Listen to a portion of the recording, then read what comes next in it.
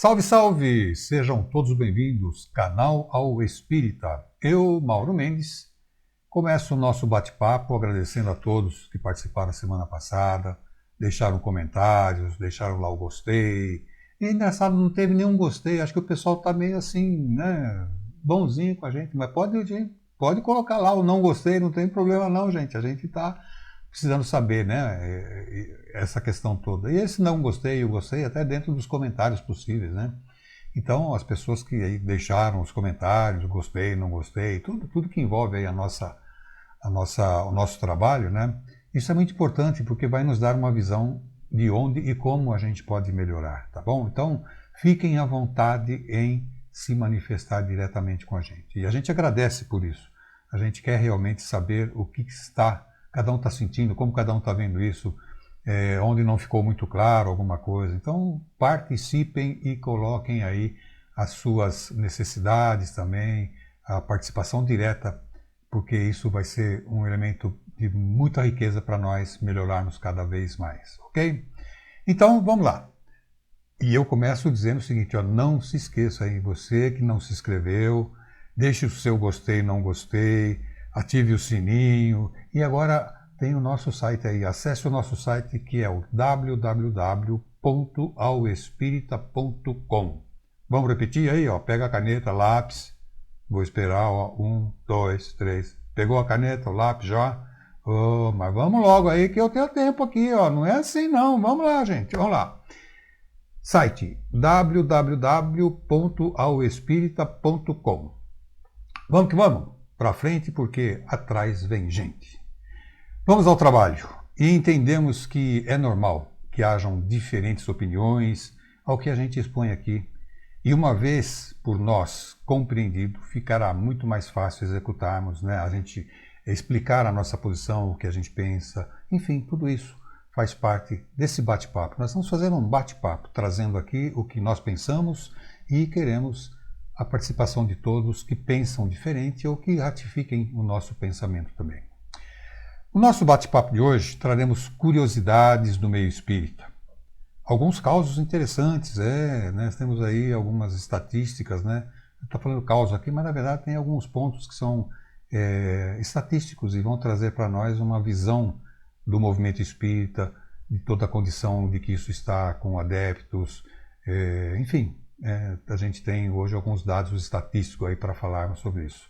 Falaremos também sobre a mediunidade e também sobre a questão daqueles que são adeptos, dos simpatizantes do espiritismo, né?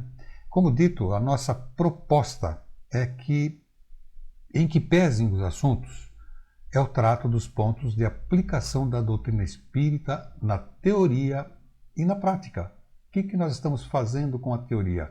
Primeiramente, estudamos ela, conhecemos, temos algum aprofundamento nisso, temos uma percepção conceitual e a partir disso, sim, a gente vai estar, nós estaremos, né, fazendo toda uma dinâmica de trabalho, indo e vindo, participando ativa e também do lado de cá, ouvindo a todos vocês. A doutrina espírita, como já falamos, ela não é opositora. É uma filosofia espiritualista. E é notório que a doutrina espírita nada tem contra.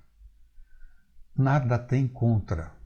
E embora possa ter semelhanças e ser confundida em alguns pontos com algumas crenças, o espiritismo ele não é seguido por religiões espiritualistas.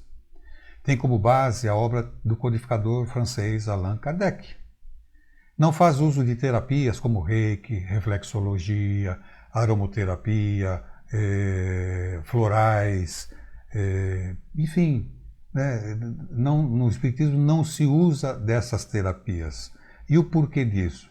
O porquê disso você vai ficar sabendo, né, a diferença de uma e outra coisa em função desses nossos bate-papos, como é que a gente está em relação a isso, na percepção, nessa divisão, né, de águas, tá bom? O Espiritismo também tem como premissa o desenvolvimento espiritual e a elevação moral através da instrução na busca do conheça-te a ti. Por isso, adverte, espíritas, instruí-vos. Concorre ao estudo do Evangelho de Jesus como fundamentação moral, a filosofia como elemento agregador do autoconhecimento e a ciência pelo uso do mecanismo chamado a criação. Interessante isso. Aí fala-se de ciência, filosofia, de religião, né? E à medida em que a gente vai absorvendo esse conceito, entendendo isso, conceituando isso dentro do nosso entendimento, a gente começa a quebrar barreiras. E assim fica mais fácil de pôr isso tudo em prática através do conhecimento. É comum ouvirmos como é difícil ser espírita, né? Algum dia chego lá. Como que se ser espírita fosse sinônimo de sumidade e grandeza, né? Ou represente alguém ser melhor do que alguém. Não existe isso, gente. Todos nós, só que cada um ao seu tempo, cada um na sua dimensão, cada um ocupando o espaço ainda delimitado, estamos caminhando dentro desse processo. Mas estamos dentro do mesmo barco, só que um está lá na frente, coordenando a rota, o outro está remando, o outro está olhando o caminho que já foi feito, enfim. Mas o barco é o mesmo, a caminhada é a mesma. Ser espírita é estudar o espiritismo. É praticar conforme o demanda, né, o aprendizado. Simples assim. Com isso, vimos em parte o que é o espiritismo e o que é ser espírita, né? Não é nada ser espírita, as pessoas acham que para eu dizer que sou espírita, a gente tem que estar num processo de um espírito elevado, angelical, ou né, não ter... Não, gente, o nosso dia a dia, as atribulações do dia a dia, nos fazem exatamente perceber as dificuldades que são colocadas para nós. Muitas vezes, essas dificuldades vêm como teste. Então, tudo o que está acontecendo em nossa volta está vindo para que nós sejamos testados no nosso conhecimento e nas nossas ações. Então, não existe diferença em dizer, olha, eu não sou espírita porque eu penso diferente e não consigo agir diferente do que a doutrina está ensinando. Veja bem, a doutrina está ensinando. E falar em espiritismo será sempre um tema desafiante, não tem como. Nós vamos participar disso ao longo de todas as nossas conversas e sempre vai ter situações em que nós vamos estar sendo repetitivos até, para que caia essa percepção, né? Porque muita gente que se acha espírita, que se diz espírita, acha que já tem um diferencial de um ou outro. Existem diferenças dentro das nossas ações, dos nossos entendimentos e também dentro do nosso limite de poder fazer. Então não adianta a gente querer achar que para ser espírita eu tenho que estar à frente de onde eu estou. Não, o espiritismo vai fazer a gente avançar em relação a onde a gente está hoje, no conhecimento, nas atitudes, na condição moral, na condição ética, enfim. Né? Não vamos nos achar menos que ninguém, tanto quanto mais que alguém. Vamos ser, dentro do que Jesus coloca, somos todos iguais perante Deus, pois assim Ele nos criou.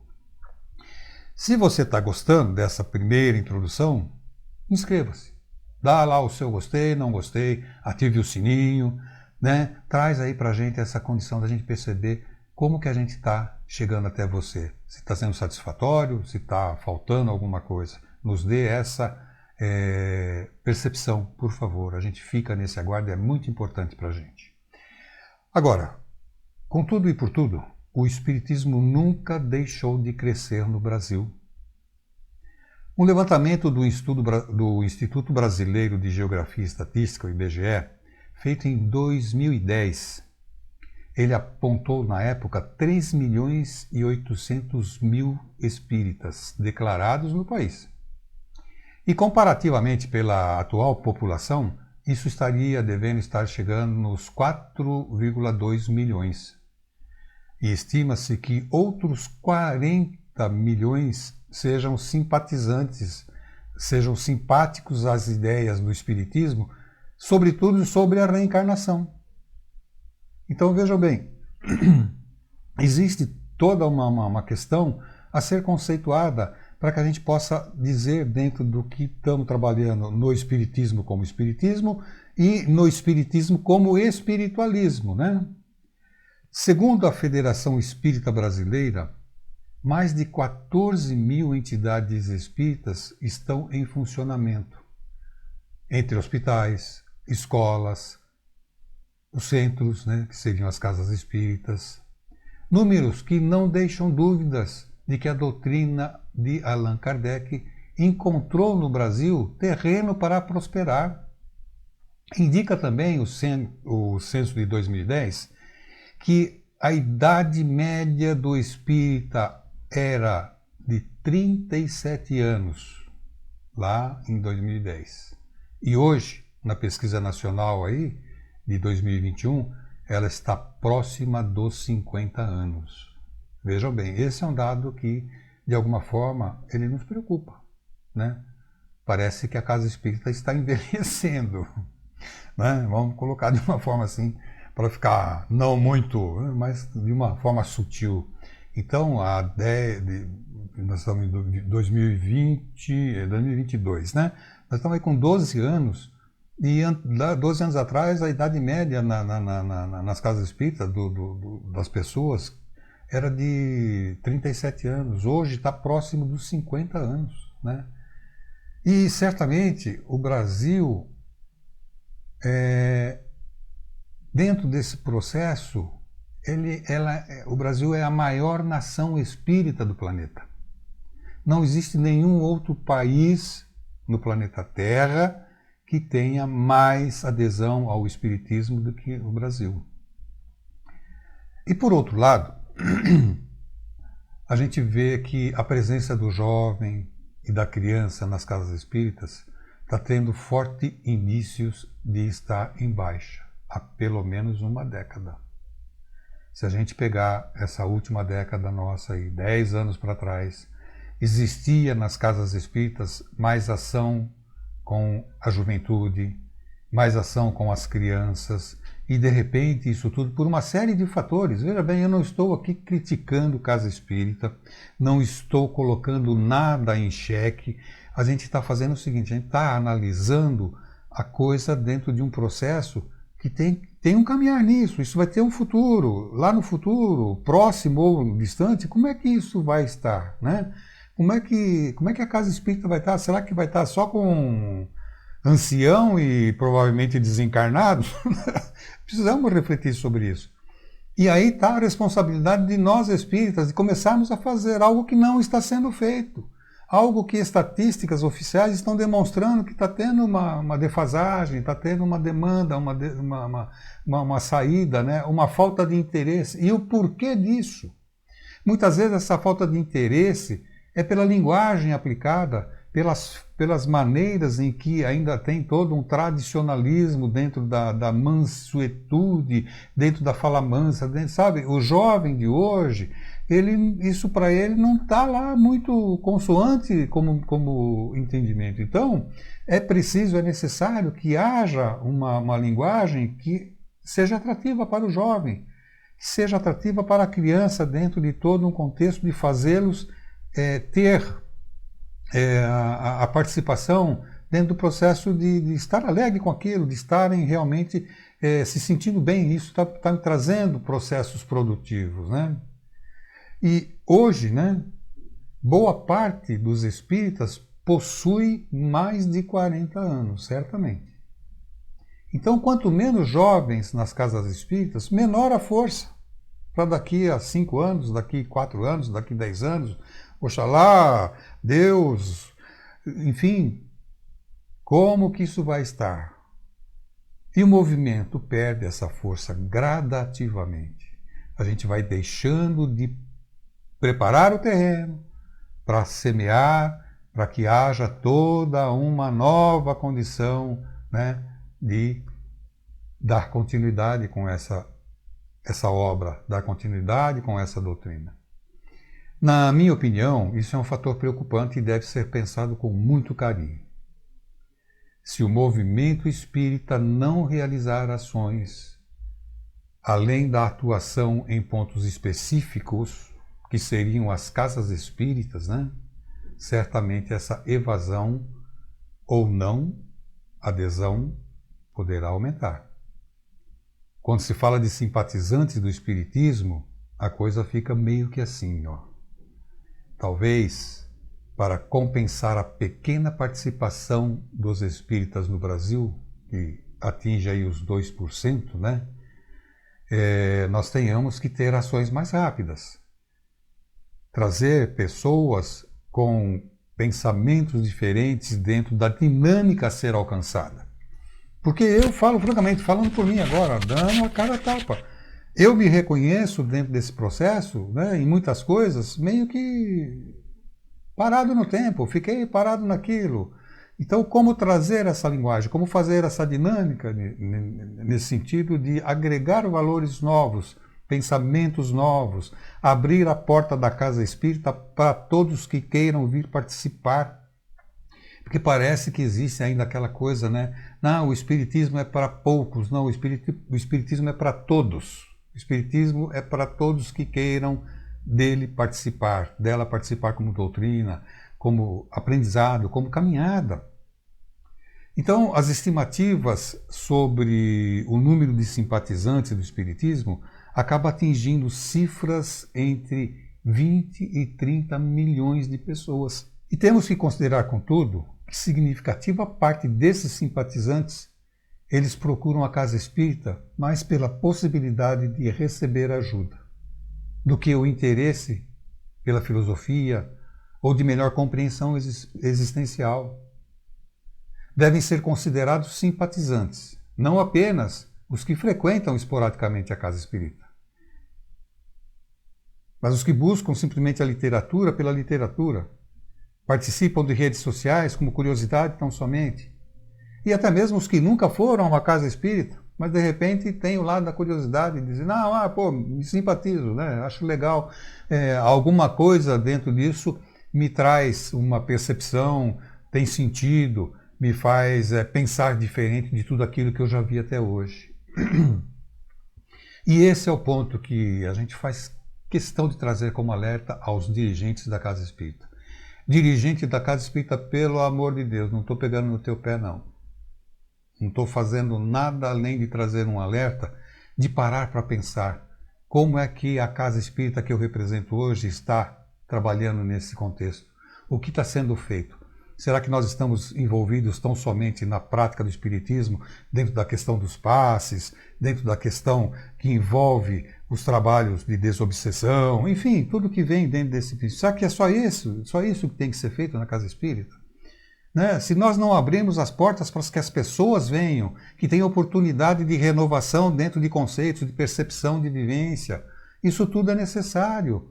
Né? Muitas vezes a parte cultural, que é um atrativo para o jovem, como a arte, a música, isso tudo deve ser pensado. Porque para que nós tenhamos as pessoas envolvidas, nós temos que fazer chamariz, mas um chamariz dentro desse contexto, já da realidade, não? Sem estar gerando condições que não sejam a realidade da casa espírita. Então, divulgar a doutrina espírita aos frequentadores, mostrar a importância dos estudos, dar dicas de literatura, né? Dar instruções e promover treinamentos aos assistidos, né? Treinamento assistido aos trabalhadores, fazer com que isso seja uma parte que movimente todo esse contexto. Esse sim vai se tornar um possível adepto do espiritismo. E dentro da condição, da percepção de cada um, ele vai se entrando muito mais, ele vai cada vez mais adentrando, buscando conhecer, porque tudo vai começar a ter sentido.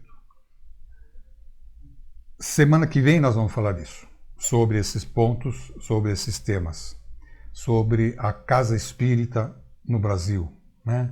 Como que isso está, brasileiros, né, os espíritas brasileiros, as pessoas que estão envolvidas desde quando o espiritismo foi trazido para o Brasil, como isso veio. Então, dentro desse lado da curiosidade, a gente vai estar sempre contextualizando isso, trazendo informações do ponto de vista de curiosidade, do ponto de vista até muitas vezes de trazermos histórias, né, que sejam histórias que nos deem um lado de percebermos o quanto é necessário mudarmos uma boa parte do pensamento nas ações nas casas espíritas, sem qualquer contextuação contra qualquer casa ou qualquer dirigente. É um alerta que está sendo feito dentro da necessidade de trazermos uma visão melhor do que é o espiritismo, tá ok?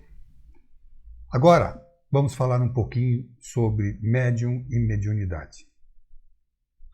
Mas antes, eu quero, você que está chegando agora e ainda não fez, se inscreva, deixe o seu gostei, ative o sininho, mande a sua mensagem com comentários, né? Vamos que vamos, gente. Vamos porque a fila anda, né? Vamos para frente porque atrás vem gente. Então vamos lá. E aí? Você é médium? Sim? Não?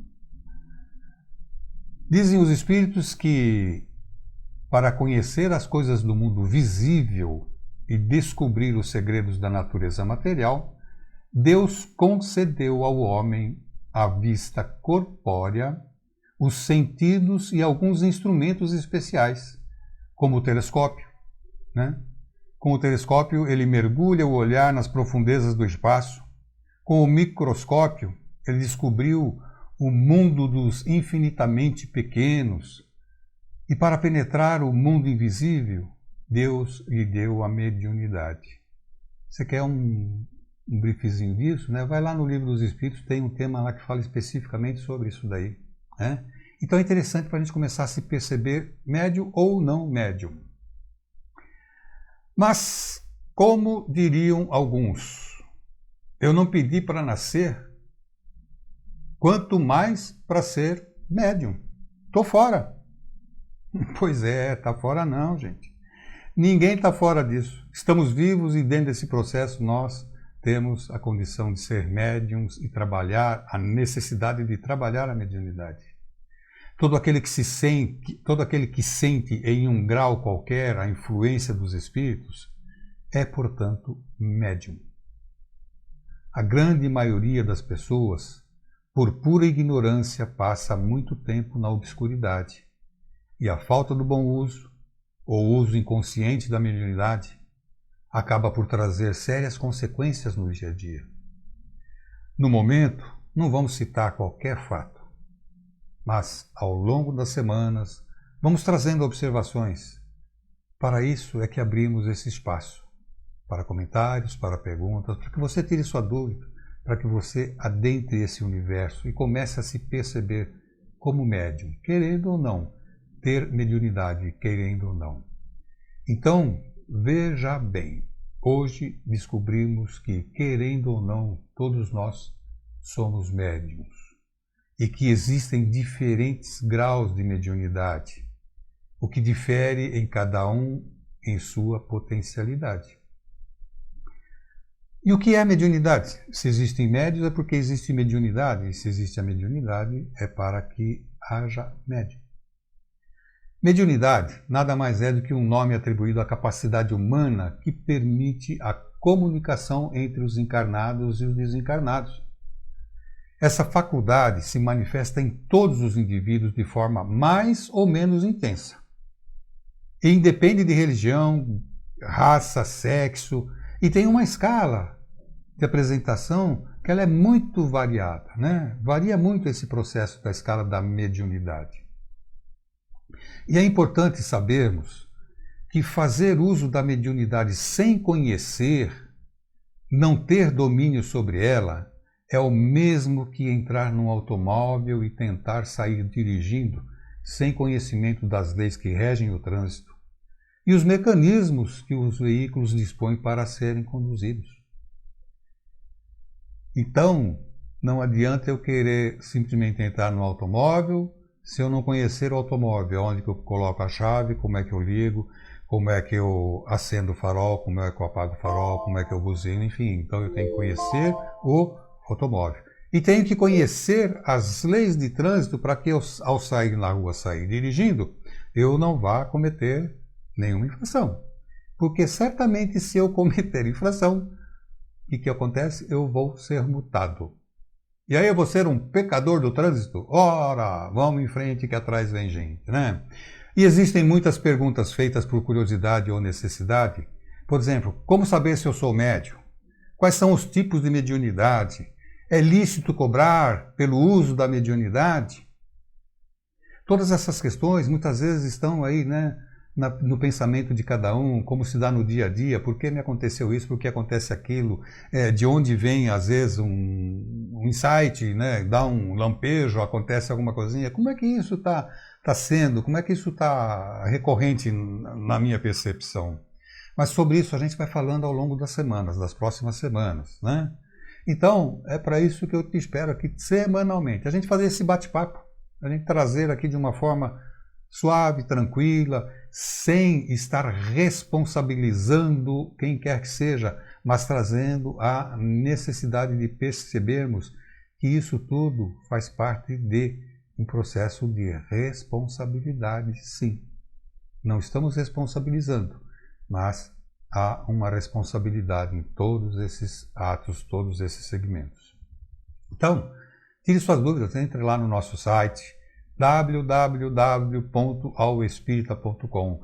Nós vamos estar cada vez mais colocando artigos, direcionando você à boa leitura, tirando até dúvidas dentro da possibilidade, da qual nós tenhamos conhecimento também, né? Para que haja dentro dessa correlação uma simpatia, que haja a percepção de vocês que a gente não sabe de tudo, não, aliás não sabe nada. O que a gente está fazendo é aprendendo junto. Você perguntando, às vezes a pergunta que eu tenho que fazer é para mim mesmo. Então eu vou lá, busco essa pergunta que você fez, ela serviu para mim, serviu para vocês, e a gente consegue passar isso para frente com segurança e com responsabilidade, né? Então, chegamos aqui ao final desse nosso bate-papo de hoje, né? E eu encerro agradecendo a Deus o dom da vida, ao Mestre Jesus, os ensinamentos deixados, a espiritualidade amiga que nos assiste incansavelmente. E a você que nos acompanhou neste período com demonstração de confiança e respeito. E encerramos deixando a prece em agradecimento, desejando paz, saúde e tudo de melhor a todos. Fiquem com Deus. Até a próxima.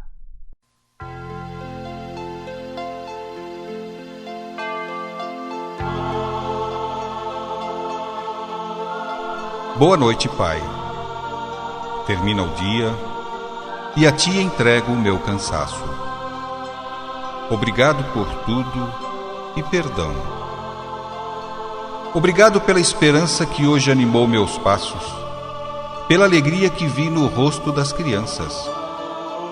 Obrigado pelo exemplo que recebi dos outros.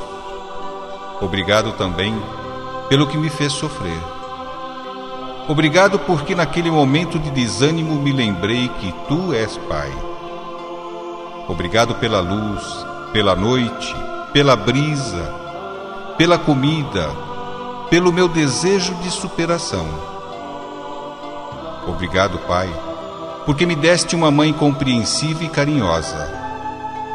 Perdão também, Senhor. Perdão por meu rosto carrancudo. Perdão porque me esqueci de que não sou filho único, mas irmão de muitos.